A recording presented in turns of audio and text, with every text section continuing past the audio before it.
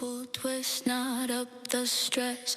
Whole little world growing from this mess. In this video, I'm going to show you how to seamlessly change colors. You can do this in the middle of a row or at the end of the row.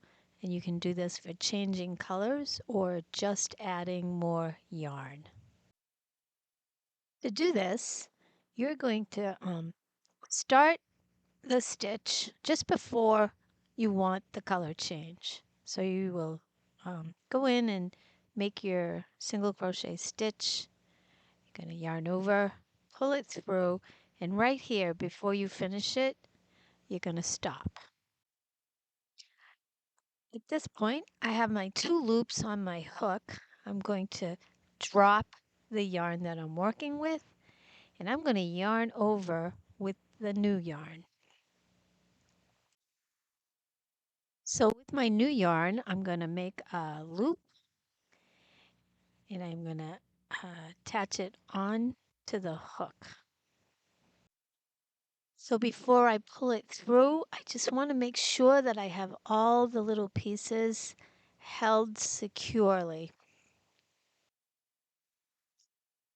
So now I'm just going to pull that new color, the pink, through the stitch to finish it off.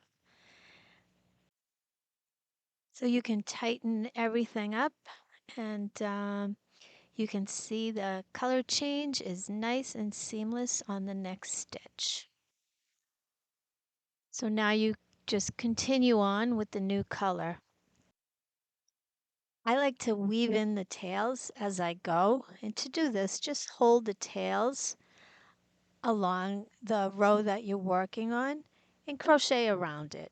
Just put your hook into the stitch underneath the tails and just pull through as usual. And that's it. Thank you for watching my video on how to change colors or add yarn. Blanket on the floor, half-made scarf, coffee